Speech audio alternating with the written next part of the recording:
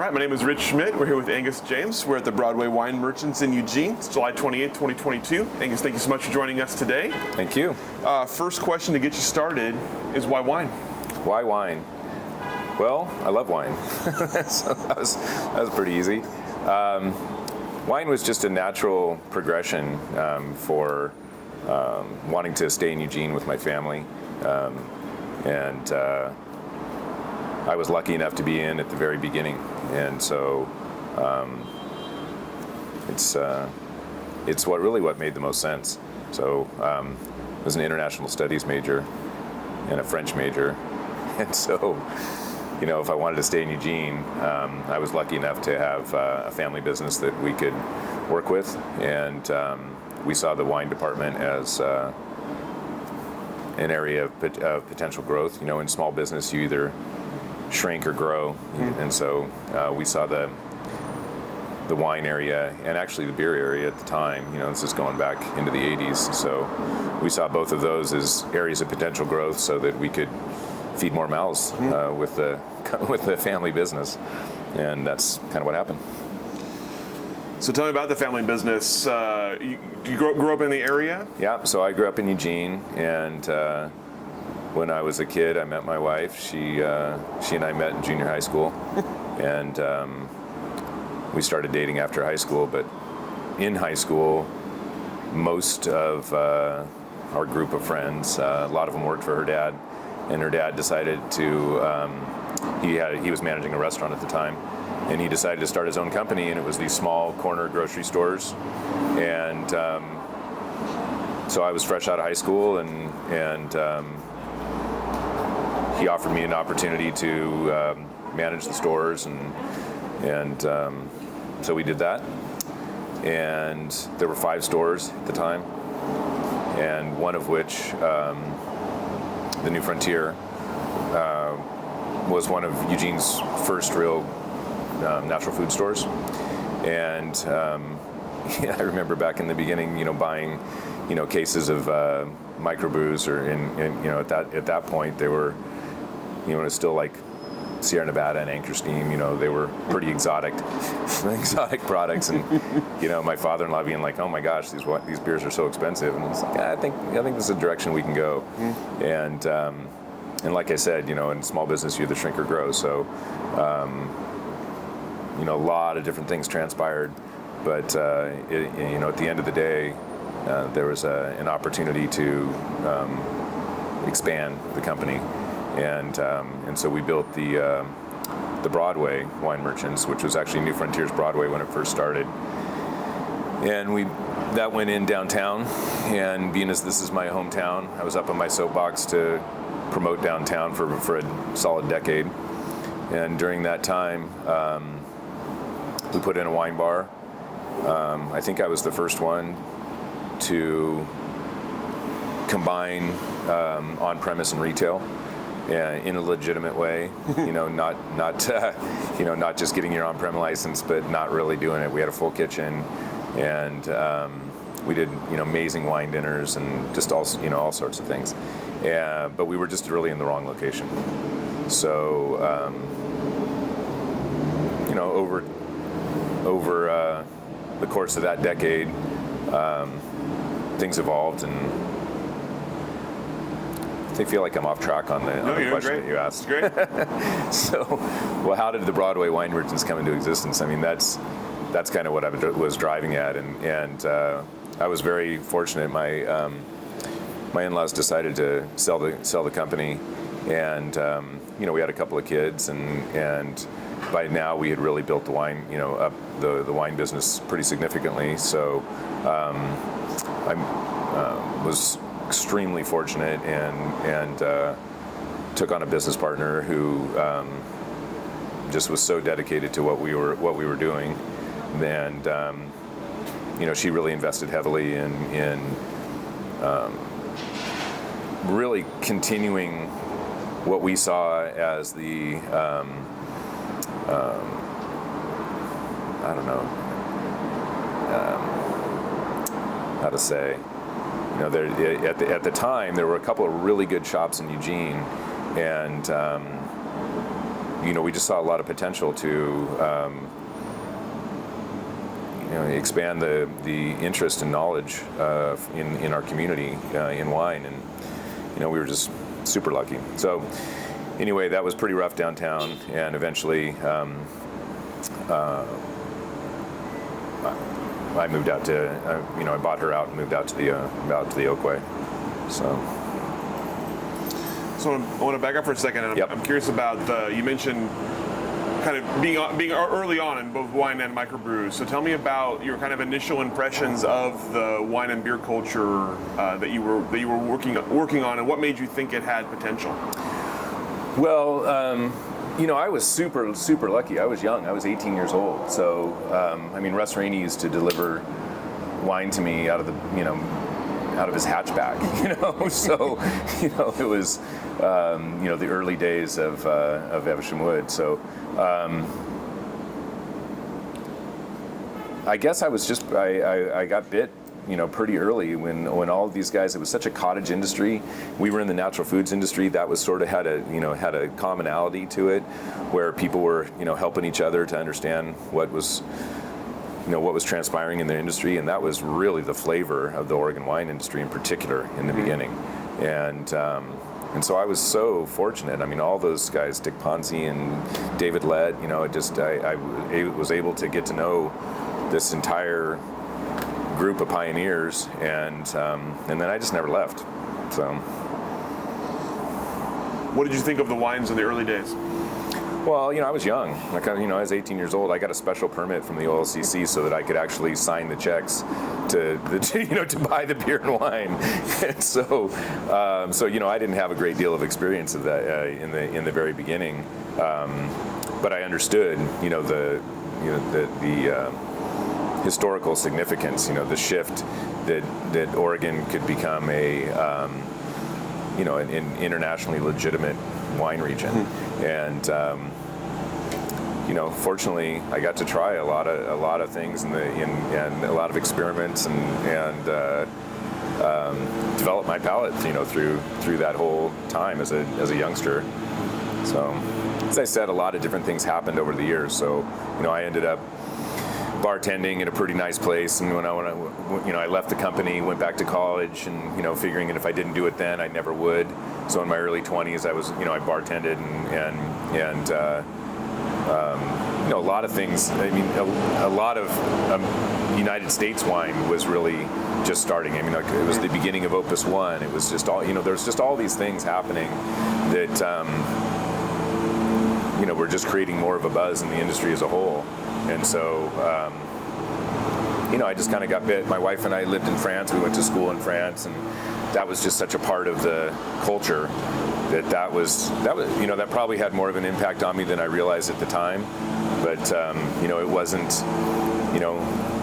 When you're a kid and you're thinking, oh, I want to drink some beers with my friends or something, you're not really thinking about, gosh, I'd really like to explore Cornas or something like that. But you go and you live in France, and it's just such a everyday just part of your life that it's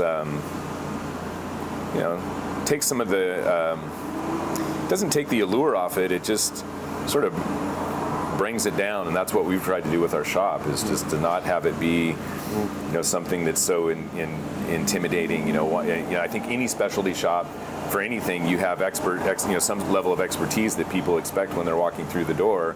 Well, we want to make that as accessible as possible. I don't use shelf talkers. I don't, it's like we want to just engage, and the best wine is the wine you like best. I'm indifferent to whatever your where your interests lie, and so there's some, I think there's some I don't know, charm to that, really, just to let it just be part of our lives, and not some elusive thing. So. You talked about kind of the pairing of wine and food as being kind of a big part, especially your original location. So tell me about, as the wine program was growing, what were you finding were successful ways of introducing people to wines, and what were you finding people were kind of looking for when they were coming to your business? Well, as I said, this was really the the beginning of what now, people walk into this industry now, and first of all, it's an industry. It's not just, it's not like something in the old world that was born out of agriculture. I mean, people are entering into this with, business in mind. And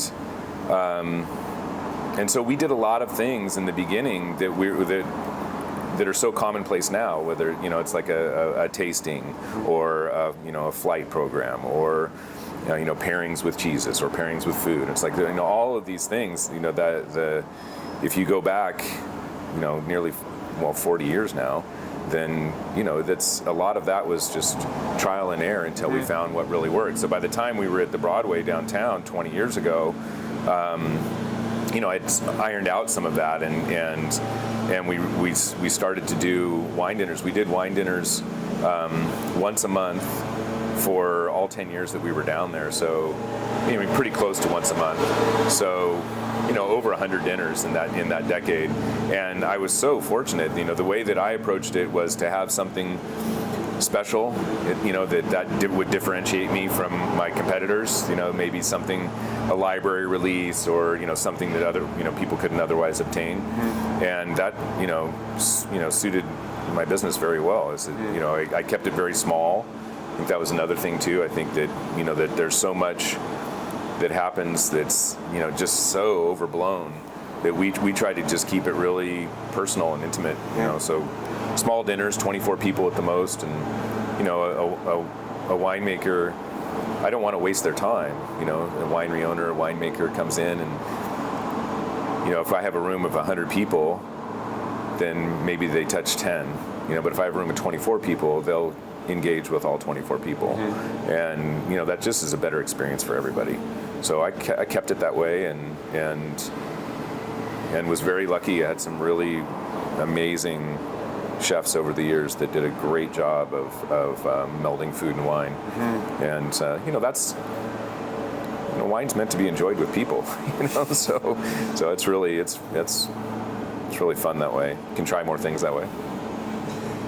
You mentioned meeting all of the kind of the early guys in the industry. I'm curious about developing those relationships, especially being in Eugene versus being up in Dundee or Newburgh. So sure. Tell me about what were the efforts you made? How did you build those relationships, and what were you offering that they were excited about? Well, I think that offering something that wasn't up in Dundee or Portland, it's Eugene's pretty big, and it's a college town, so there's a level of appreciation, sophistication that I think I think people probably recognize. They wanted to be in the Eugene market. Like I said, there was some really good one shop in particular that's a competitor of mine that I think it was a really good shop and continues to be, and but they're not doing the full scale like I have. We developed the bistro, so we've got wine bar and bottle shop together, and I think that that exposure to expand the offerings, and in the beginning I think it was really just getting the word out, and then it's now it's really like, where do you want to be? There's so much DTC now, and particularly since the pandemic, with the ease of the shipping for wineries versus retailers, and with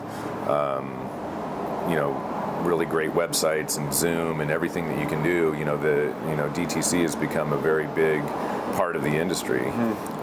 But there's a lot of folks who still honor the relationship that with a shop like mine, and I think that's appealing, for them to know, for people that are in this market to know they come to my shop and they're going to see things that they're not going to see just anywhere. I think it's, that's desirable for the wineries to want to be in here.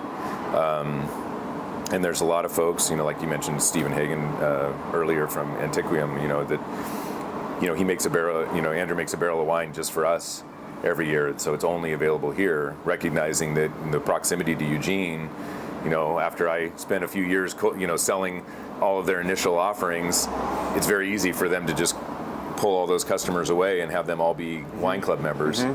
And I understand that that's going to happen, but to sort of honor the fact that we helped to establish that, we do a barrel that's just for the Broadway, and so that's the only place that particular wine is available. And So, back to to those early days, gosh, I really was just so lucky, and it's just really kind of incredible. And honestly, it's pretty humbling. I have gone up to, whether it's Pinot Camp or whatever it might be, go up into wine country, and I kind of feel like I'm just on an island down here, but then I go up and I remember walking into Adelsheim a few years ago, and go to introduce myself to David Adelsheim. He's like I don't know who you are. It's like, come on, we've been doing this for decades now, and so I kind of forget because of that distance that I actually really do have a connection up there. But it's been great over the years. I mean, really, I really feel like we offered an enthusiasm. To answer your question more directly, I think we offered an enthusiasm for the wine world that was appealing to these people that are putting their blood, sweat, and tears into making their winery work, and we're excited about it, and so I think that they recognize that we're a spot that would carry over into the community and help further their mission. So talk about wine education a little bit. I'm curious from your perspective, first of all, getting into it so young and so early. Tell me about learning wine, the process of learning what you liked, what would sell, and how to communicate and relate with both winemakers and customers.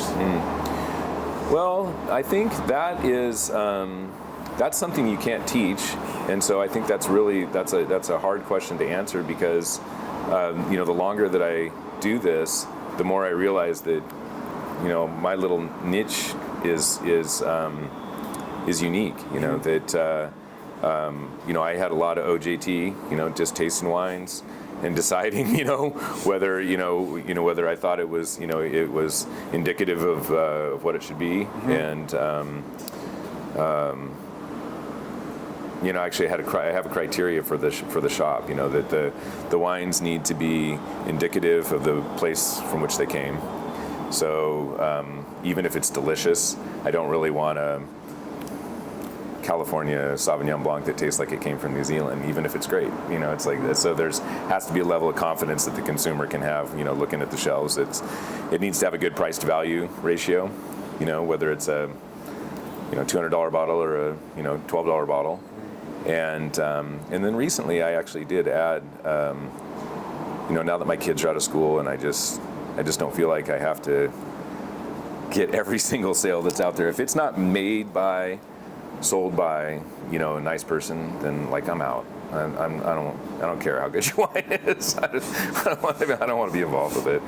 So there's that.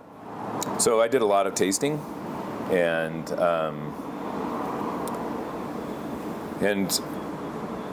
fortunately, I've been doing this for such a long time. I have a pretty big client base, and so oftentimes when I'm tasting something and deciding whether it's a fit, for the shop, then I'm usually thinking about who it's going to. And if I can't come up with some people that I know where it's going to go, then I guess the second level is that something I can turn people onto with the wine bar, because that's what's super fun about having a chalkboard that you can change the specials on. I mean, I don't have to have a corporate meeting to decide, wow, this is delicious, let's put it on the chalkboard tomorrow, and so that's fun to, just allow, so much more exploration in wine. So. When it comes to finding wine, do you find yourself seeking out wine more often, or do you find yourself with people coming to you selling their wine more often? Yeah, I don't really seek it out that often. I certainly did in the beginning. I can remember chasing, John Thomas, trying to get. Tell me about it. Trying to get. I mean, I sold so much Acme just to get, a couple of bottles of, Thomas Pinot. So yeah, I mean, there's definitely been things that I've pursued. Actually, it's kind of, just as an aside story. Ken Wright has just been so gracious with his time over all the years, and I guess John Paul for that matter too with Cameron.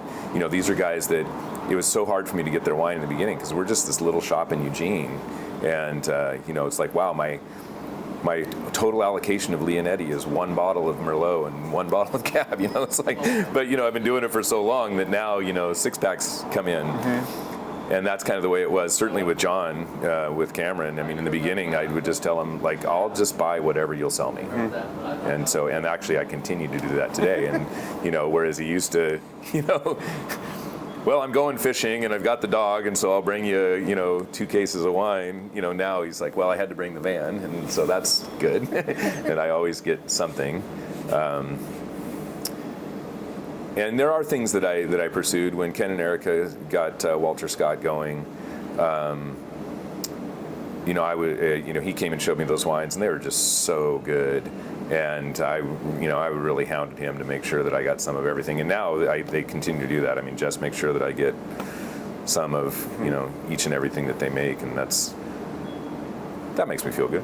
That's pretty nice. But I didn't really pursue it. So many people bring their wines to me, and also I think that not having such a staunch idea about what I think needs to be, where the direction that things are going, and just sort of let that happen more organically. That I think has been good, instead of just stomping my feet that this is what my shop's going to be and this is the direction that we're going. And there's times I got up on my soapbox about something. I mean, our sparkling wine and champagne selection is unreal. I mean, we got on that like way back when the grower thing was just sort of just peeking its head over the ledge, and I think that not being so staunch in my belief that, like I said, the best wine's the wine you like best. So it's like, let's let that grow, and as people show me things, I can decide whether or not this really works for me. I think the whole natural wine movement thing now, it's like I don't really get that. I'm just, and so I don't know if I'm just so old, I mean, I sharpen my pencil with my pocket knife, so I don't know if I'm just too far beyond that, or whether it seems to me like there's already a lot of really great practices that have been around forever, whether it's Paulo Bay or whatever, that's so. I think there's a lot of pretty mediocre wine with really cool labels on it, and so we try to have some integrity around it. I mean, I still have to taste it and decide whether it works for our shop, and which makes it pretty simple. I don't have some hard, I don't have a horse in that race. I don't care, what works for others, but just as far as my shop goes, as long as it sort of maintains that criteria of being a quality product at a good price, and it's fine. The other part of wine education I'm curious about is the teaching part, and of course, especially early on when the industry was just becoming an industry, and people weren't quite sure what to make of it yet. I'm curious about your role in that. What did you find people were curious about? What did you find they were asking about, and what did you find sold wine? What were the most important things to sell a wine? Well, what people were most interested about is being able to articulate what it is that they liked. And so I taught classes for a long time, probably a decade or more. And then I just sort of gave up on that, because what I found honestly was the better that you educated people and the more available wine became, as it's in every grocery store now, and you can go get your nails done and have a glass of wine. You can go shop for some clothes, you can have a glass of wine, So we became less less necessary. Helping people to understand how to navigate a label, and understanding that the old world might not spell it out for you. They have an expectation that you're going to understand what's in the bottle based on where it's from, rather than in the new world where we put it right on the label for them. And so just all of those things to just sort of break it down. I think that's what people were really looking for in the beginning was, people were getting excited about the wine culture, but really not knowing how to access it without feeling embarrassed or intimidated. And so we tried to just break that down and make it easy. When I did teach classes, we would basically focus on the big six, three whites, three reds that comprise most people's wine experiences, and then give really clear examples of those and help people to understand, hey, if somebody says buttery, this is typically what they're referring to. Now, if you can get that taste in your mouth, and you can decide, so just so that and it's so readily available that I stopped teaching classes because it just there wasn't a lot of loyalty with that. I've got an amazing amount of clients, and I'm super blessed that people have followed me out to this location, and that this location has been so good to build new clients. And but I don't really do that education piece so much anymore. So. But I do find that we are constantly educating people with having the wine bar, because you walk in, and actually I hired a guy one time because he came in and he said, "Oh, I'd like to try that chocolate." I was like, "Well, since you can pronounce it, maybe you'd like to work here too," So. There's such a great opportunity to try wines that we're constantly giving people more of an education on that. So I say all the time that our house pours are right down the middle of the plate. The wines are completely indicative of what those grapes should taste like from those regions, and so it's a safety zone. But then the chalkboard offers so many other possibilities that there's always something interesting on there to try. Going back up for a second to your previous location, tell me about as you're growing the business there. What were some of were there sort of milestones along the way for you, or were there goals reached along the way? And at what point did you realize that the location needed to change to take the next step? No, I didn't actually have milestones that were reached. We did horribly down there from a business standpoint, and the business partner that I had really saved the business. She had a willingness to, she continued to believe in me, which was incredible, and she continued to believe in what we were doing, and that that allowed us to persist. But really, any I don't know, I don't want to say wiser, but most people would have thrown in the towel. But eventually, we just needed a new location. Honestly, when I moved out here, I didn't have any idea if I was doing the right thing. But in my gut, I just felt like, I'm still believing this, but it wasn't like some solid business plan or anything. I just was like, I really think that what we're doing is special, and it proved to be. I was very fortunate. I had a really good crew in the beginning that, just helped get this location rolling. So we needed to get out of downtown because it's just the way that the city has evolved. It's really not central. It's not a downtown for Eugene. I said you grew up here, and it's like that this side of town is actually more centrally located the way that the city has grown, and so it's just a more accessible location, and it's proven to be really good for us. So with this location then, and adding in the wine bar, tell me about the evolution since you've been here. What are the biggest changes? What are the biggest sort of accomplishments in this site? Well, when I first moved out here, this was about 4,500 square feet, and I only took about half of it. And as I said, I was very uncertain about whether what I was doing even made sense. And we built up a really strong following. I've got a great wine club. I've got a lot of loyal customers. We did wine dinners. We did all sorts of things. And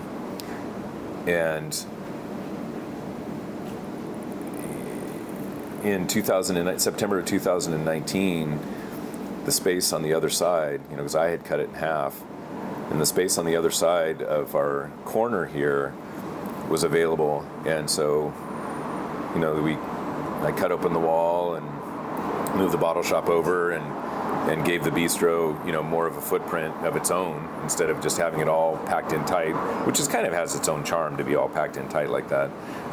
But it actually it revealed how significant of a wine selection we have. It's because it was so tight before you couldn't quite tell, but now you walk in, you're like, oh, there's a lot of wine here. And so giving both of these, their own space, but the bistro and the wine and the bottle shop its own space, that was a huge plus for coming to this location. That was a big accomplishment.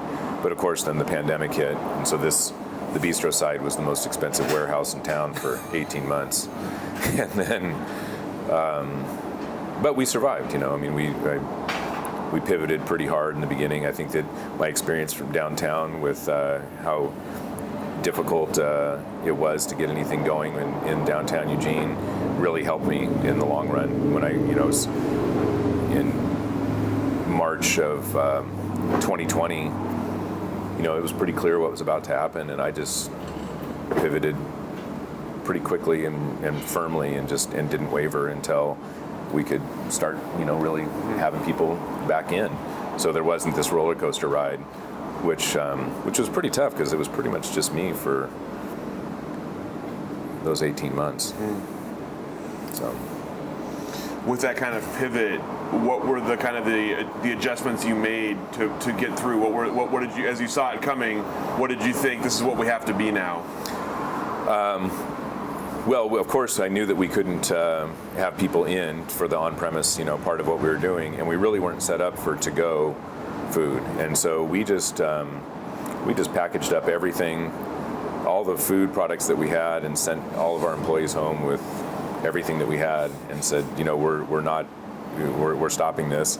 And then I was able to keep the bottle shop going, and in the beginning, that was really it was pretty intense. Is we had no idea. If you think back to the beginning of the pandemic, we had no idea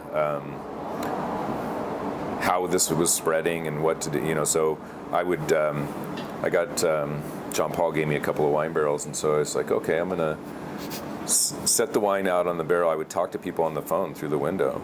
I'd say, I'm going to put your wine out on the barrel. When you see the door close behind me, you can come and get it. And we only ordered in full cases. My daughter came, every delivery day, and no partial cases, only full boxes. Wiped everything down before we moved it into the shop. I didn't allow people in the shop, and then of course the weather changed, it got a little colder, and so I started having the doors open at one point. And then, as it got colder, built a little fence. It was kind of fun. It was out of all, I should have taken a picture. It was out of all these Opus One boxes. And so, good use for all those box sides. Anyway, built a little fence, and then people could step in. It was 30 feet wide, so you could step in, and there was enough room to move to one side or the other. And I shopped for people, which, you would have never known, but you got to look for the silver linings. That turned out to be so great, because people, it kind of forced a dialogue, and they, gained a lot of confidence in our ability to help them to select wines, to listen to them, and get them what they're asking for, and it was so efficient, instead of wandering around and then feeling like, well, maybe I'll ask for some help, and maybe I won't, it's like that was the only way to do it. So it was really efficient. It was really fun, and a lot of cool things happened, during that time, and. Yeah, I think that that helped to confirm, that we do have something to offer that's different than just picking up your wine at the grocery store. Nothing against that. You're there, you're shopping. They've got a nice selection of wine. You pick a bottle. I get it. But if people want to have specialty shops in their community, whether it's clothes or bicycles or books or music or or wine, then you got to support it. And so that actually really helped us a lot. In hindsight, that was the silver lining. You brought up earlier the wine club. Tell me how your wine club operates. Well, what's unique about my wine club is that it's geared towards each individual member's taste, interest, budget, and volume. And so it's not like, oh man, I got such a great deal on Ayers 2021 Pinot Noir. Everybody's going to get that.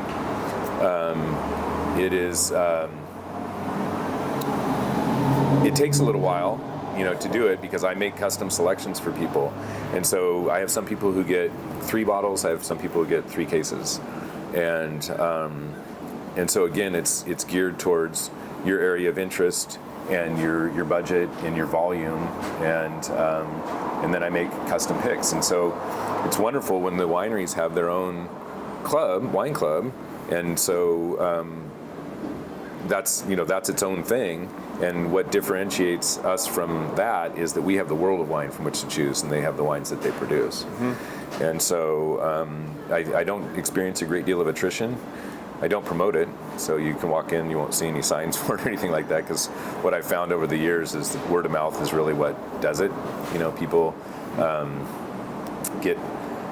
hear about it from somebody else, and if they're asking me, then they're already in. But if I'm trying to sell it to them, then they feel like I've tried to sell them something, and that's not really what I'm trying to do. It's like, this is the best way to find new things. Maybe I'll keep an eye out for something that I know that you really love, and make sure that you get that each year. If it's a small, highly allocated or small release wine, or even if it's not, if you just say if your favorite thing goes on deal, and I'm like, oh, I should probably make your wine club 6 of these this month because that's one of your favorites and it's on deal. So it's really very personalized, and I'm super lucky that people had that much confidence in my ability to help them select wines in the beginning, and they're like, yeah, that seems like a good thing. And I'm not really about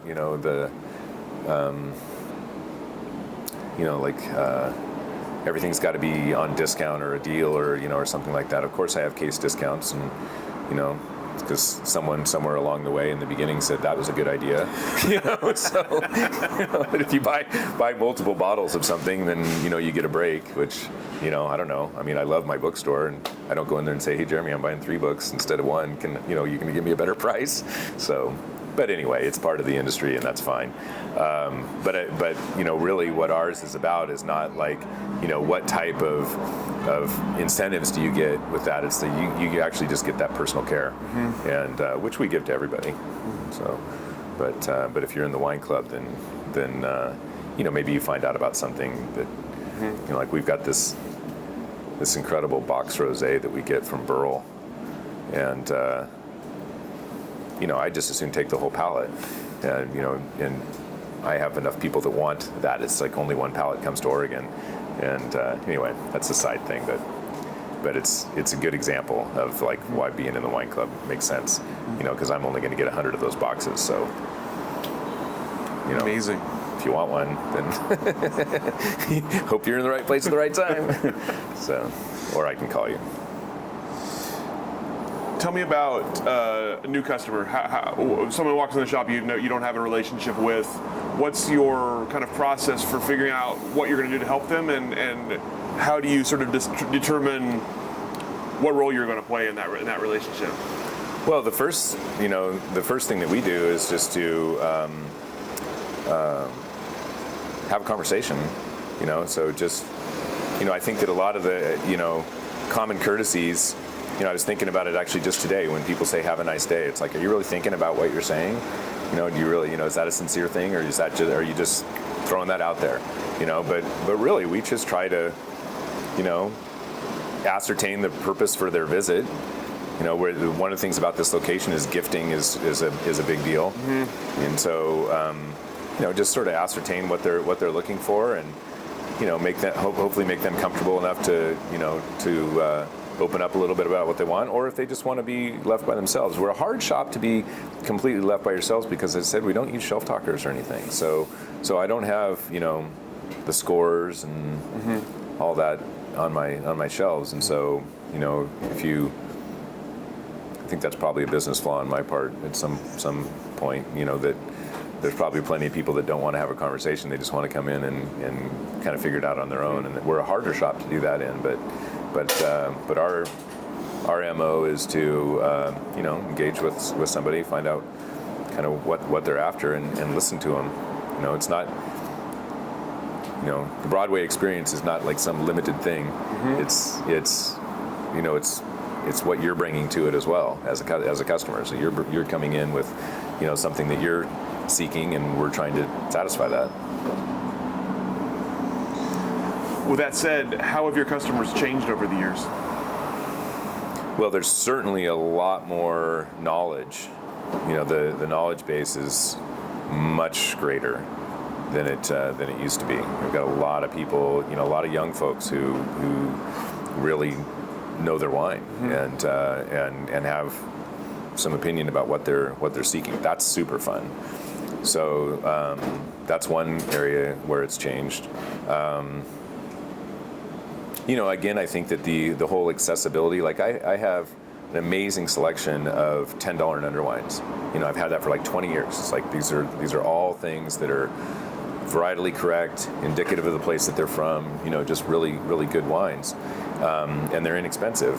And because we're a specialty shop, people don't necessarily think, oh, that's what I'm after. Mm-hmm. It's like I go there to buy a nice gift for somebody, but my daily wine, I just pick that up when I'm someplace else, like the grocery store or whatever. And I think that is one thing that's changed quite a bit. In the beginning, I did a huge volume out of that $10 and under section because, everybody was just getting into wine. But now that everybody's already into wine, that's not as significant of a piece for us. Mm-hmm. I mean, I still have people that know how great that is and what kind of value that is, and they'll come in and just mix up a case. I mean, someone does that every day, but it's not like it used to be. Mm-hmm. So, more knowledge, more interest. Do you find the questions you're getting are different, or the expectations are different? Yeah, I think that the questions are a little bit more informed than they used to be. People have a little greater idea about, even if it's something obscure, like I was on, when we got on, when I got on my soapbox about the Jura, for example, maybe 10 years ago now, that was so esoteric and weird. And now, that's people come in and have, I'm looking for some Trousseau. I heard that Jason Lett planted some Trousseau. It's like I want to compare that to something from from the Jura, and so that's really fun because that just shows how much the industry's evolved. Mm-hmm. Mm-hmm. So I'm curious also about what do you find is selling wine to people? What are people looking for, and has that changed at all? Are they looking for, is it price, is it value, is it label, is it varietal, region? Like what are the kind of the key things, and has it changed at all? For us, it has certainly changed in that it is not as price driven as my consumer isn't as price driven as maybe once upon a time. And that doesn't mean that people don't want to get a good price on something. It's just that, there's such an interest in wine, and it's not like candy bars or something that you can crank up the production on. It's the supply and demand, logic in business applies, of course, to wine. And so as the world grows and the interest the global interest in wine expands, and things are becoming less available. So supply and demand. So I think I have more customers now that know that we're the ones that are going to get the 2 cases of Aligoté from Walter Scott or something like that. It's like or I don't know, maybe Doug Tennell makes that. His Gamay comes out, and it's harder and harder to get now, but we'll always have some of that. So I think like a lot of that comes with longevity. I've been doing it a long time. So I want to talk about that now. Obviously, you've seen a lot of changes in the industry, and we'll talk about that in a second. But I'm curious, from your perspective, how do you sort of keep track of the industry now that it has grown so much, and what are you finding important to keep tabs on? That's a good question.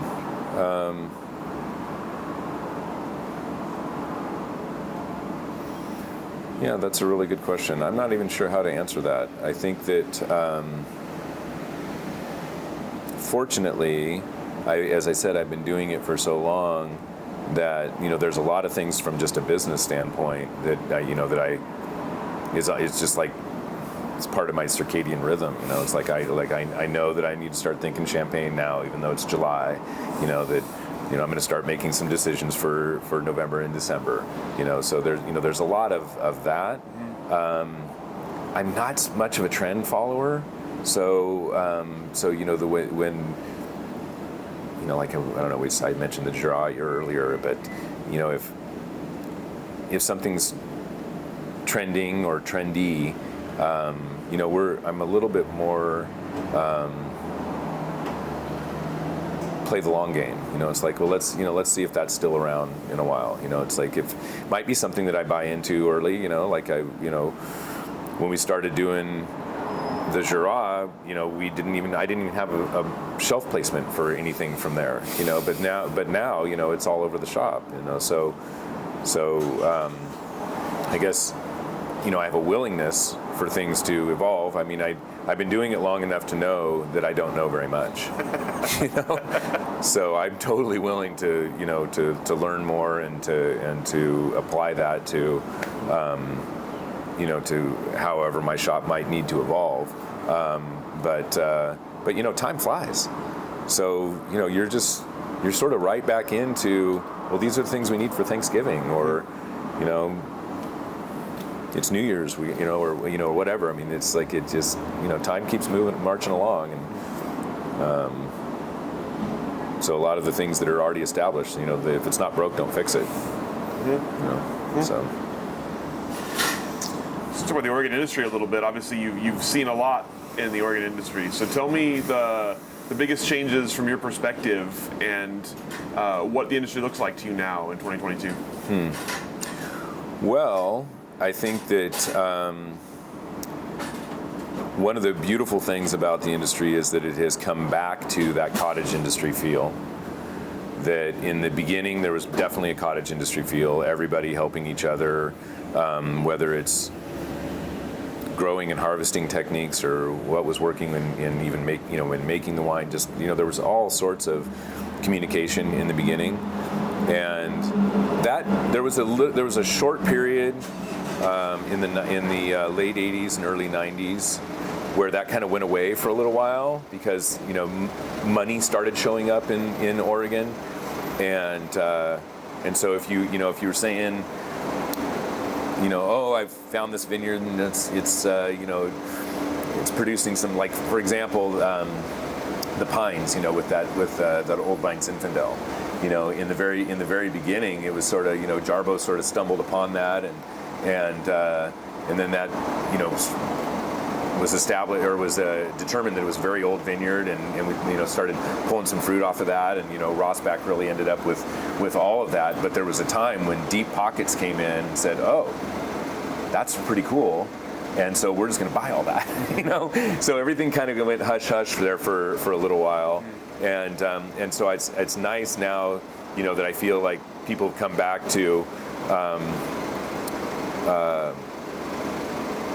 sharing a little more openly again, realizing that Mother Nature's only going to give you so much to work with anyway, so you may as well help each other and get the most out of it and get the best out of it. You've already got your contracts established, you're already doing what you're doing,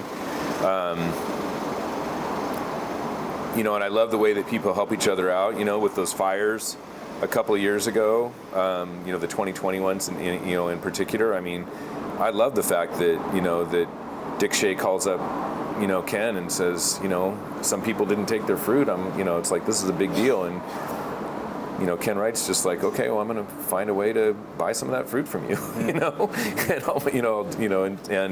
and not miss a learning opportunity, also, it's like, well, we've got to figure out what's happening with this. Not like those are going to be the last fires. And so, I love the way that it continues to evolve, and people continue to learn, and people are helping each other, continue to help each other.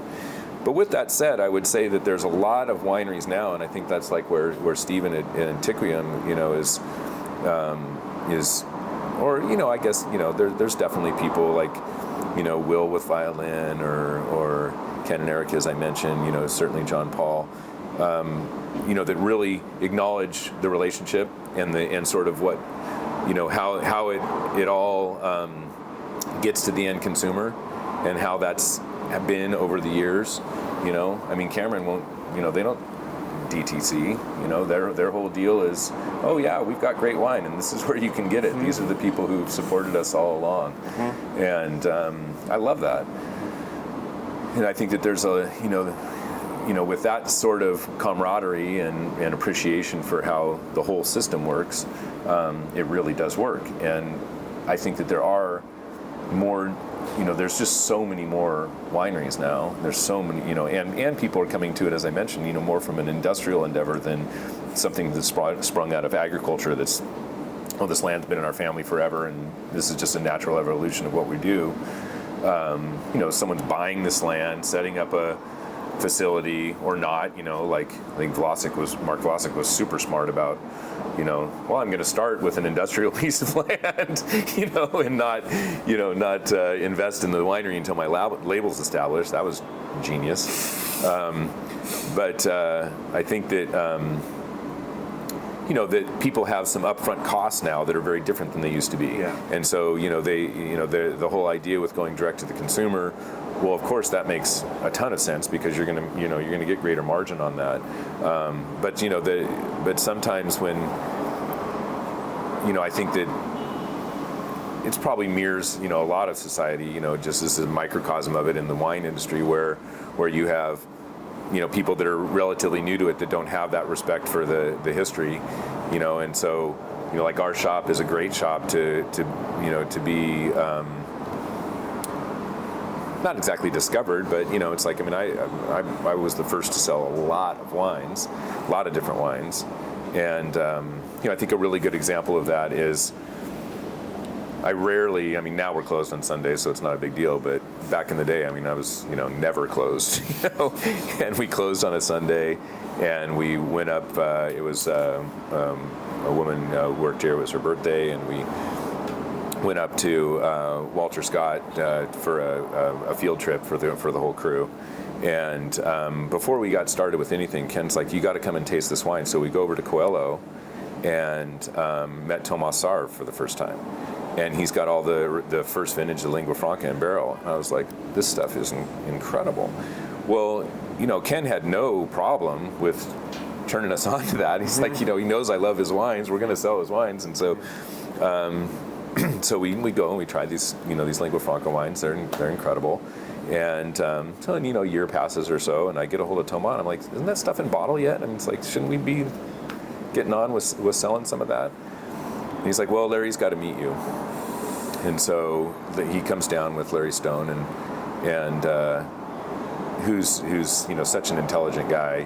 He's like, oh, this was just a formality. I already did my homework on you. I know that we're gonna sell this. And so then we were the first retail shop on the planet to sell Lingua Franca, and that's kind of special. And that is not because we just started doing this yesterday. It's because we have this long history that goes all the way back to when, Ken Paulo was a salesperson for, Vanguard or something, that history, just played all the way through to now. So I think from a consumer standpoint, we're a shop where that's great. You can come in and find that. From a winery standpoint, someone like, Larry was like, this is the shop that we want to be in. It's like they'll take care of Eugene for us. This is, this is where we want to be, and being very calculated about where things go and respecting that there's a method to all of this. And of course they have a big, wine club now and all, but they we continue to sell their wines, and of course they've sold now too. But I think that there's a lot of the ones that start up that are maybe more fixated on how they're going to rise to the top in all of this. And, I think with the curveballs that Mother Nature's throwing, that's a slippery slope. It's like you can have a crummy vintage, and I'm happy to help out if if I can, if we have a relationship, but. Anyway.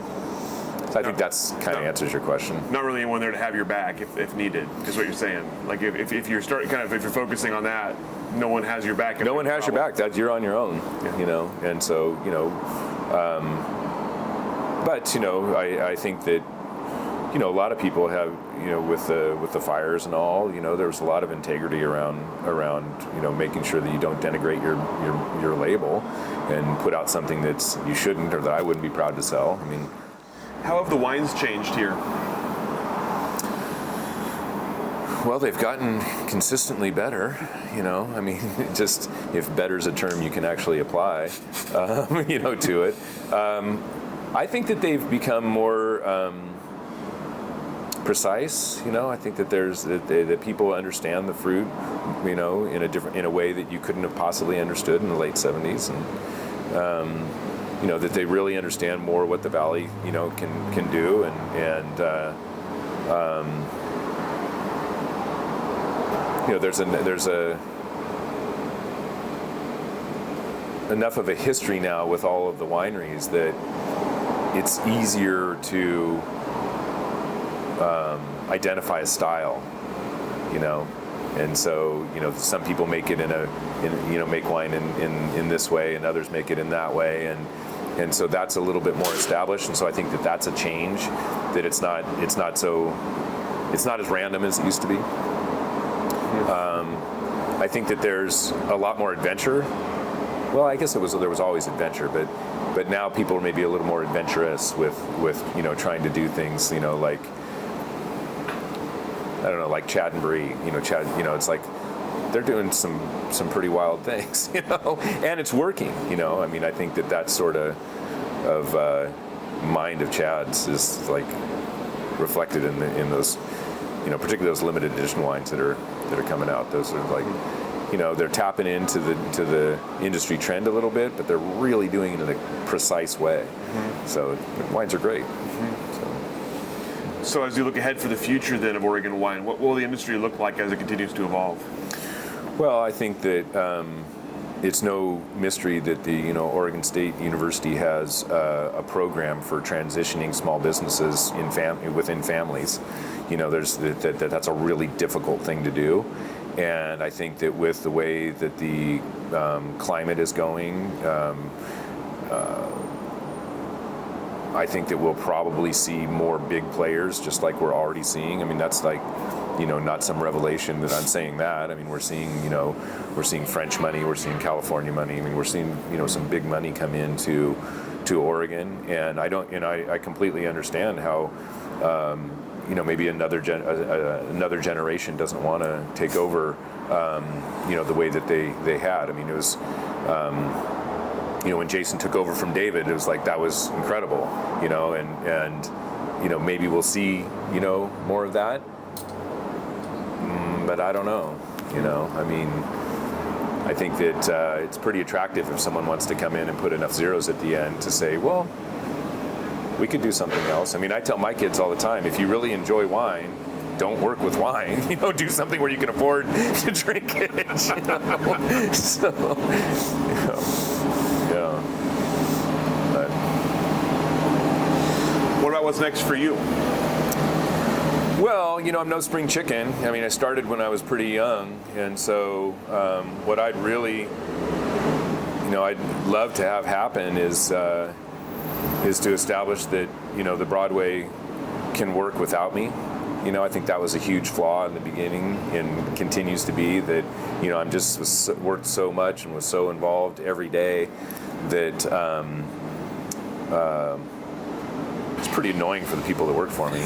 You know, not only am I here all the time, but everyone that walks in when I'm not here is asking for me. And so that, you know, that's just not a good plan. And so for me, I would hope that I'd be able to, you know, transition out of that and see if we can make it run in my absence. And if not, you know, I don't know. There's a lot of things that I haven't been able to get to because I've been on this moving train of keeping this business going. You know, whether it's writing about wine, visiting the wineries, and actually doing some writing, because I don't really visit wineries very often. You know, I think that interstate commerce is pretty tough. There's people who have mastered that, but it's pretty hard to do with brick and mortar. It's a lot easier if you're a winery, but to be a brick and mortar shop and be able to have a good internet presence, that's pretty tough. So, I could see maybe if I wanted to work harder, I might do something like that. But I don't know. I mean, I'm about ready to just have a glass of wine and not keep. I mean, I probably have a ways to go. I'm not that old, but So. With that said, aside from kind of making the place work without you being around quite so much, are there other goals you have for either the business or for this particular location?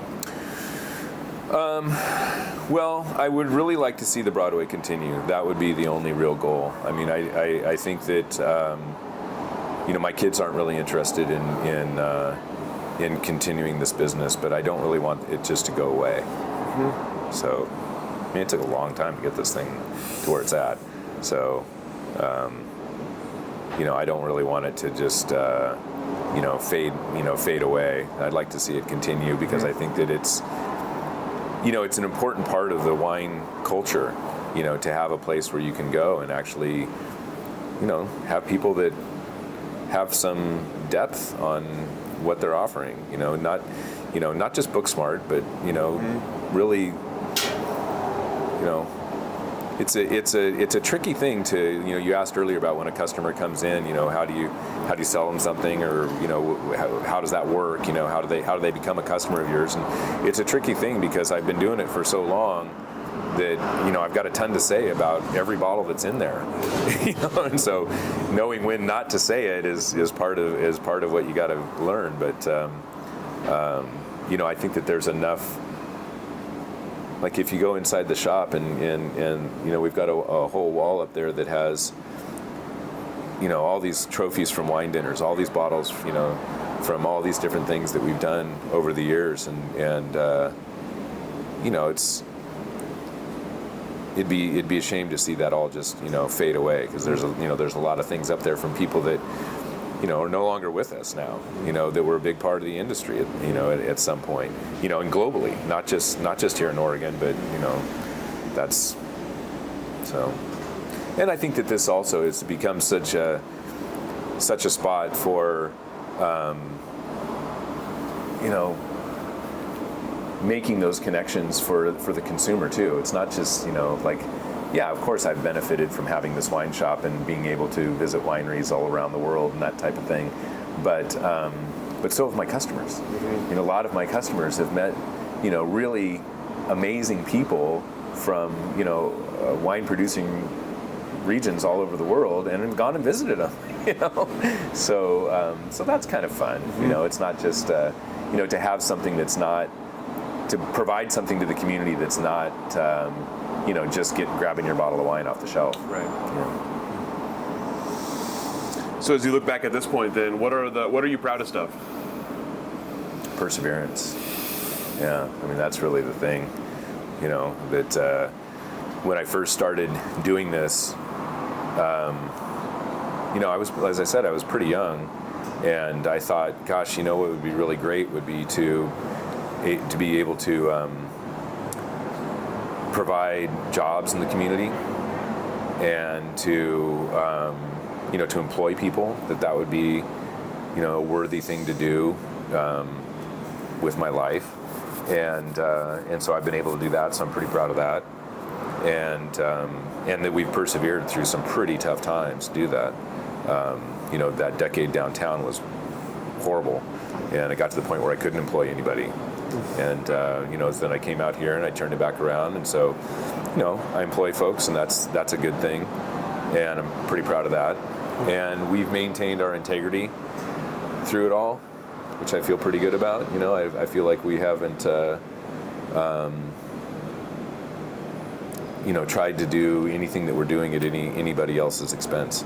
It's like whatever you're doing with your shop, or your winery or whatever, that's this is how we do it. We try to respect the wineries and the consumers, and I mean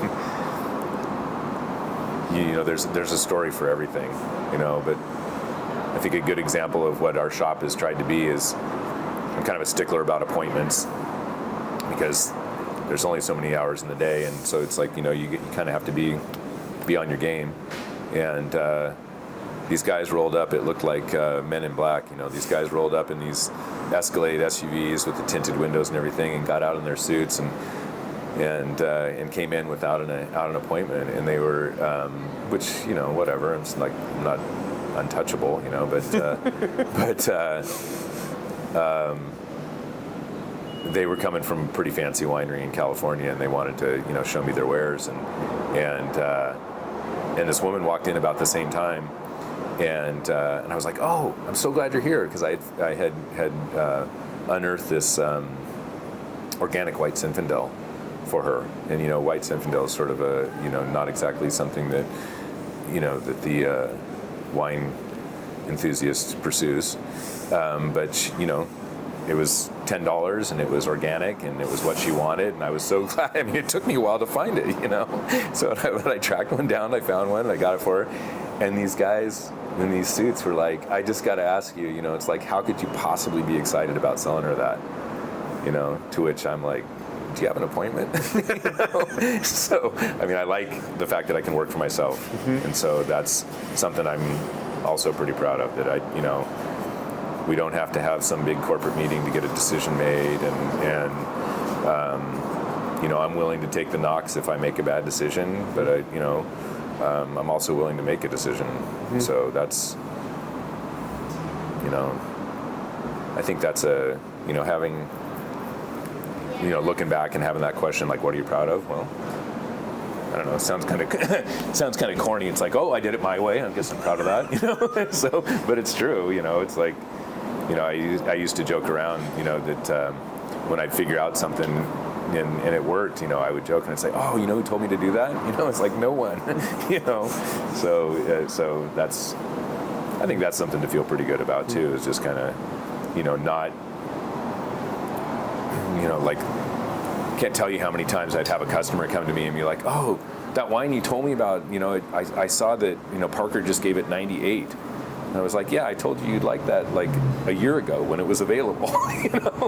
It got 98. It's not available anymore.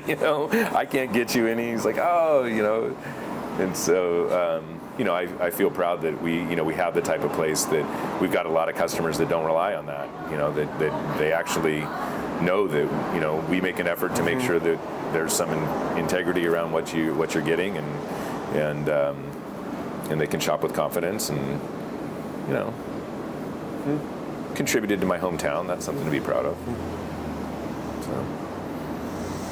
All right, that's all the questions that I have for you. Anything I didn't ask that I should have? Anything we didn't cover that you'd like to cover?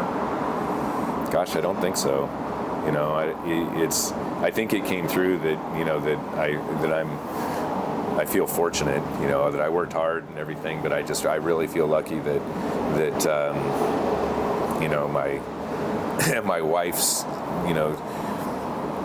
put up with me not being here, trying to get the business going and get it in a good place, and that my in-laws originally, my in-laws don't know much about wine, but they really just believed in me and what we were doing. We're like, if that makes sense, we should do that. And gosh, my father-in-law totally built the wine bar side of things without really having much knowledge about it himself at all. Just like, no, if this is good, then let's do it. So I guess the one thing that I would want to come through is that I just feel lucky. Fantastic. Thank you so much for your time and for hospitality on this nice warm day. Yeah. And we'll go ahead and let you off the hook. Okay.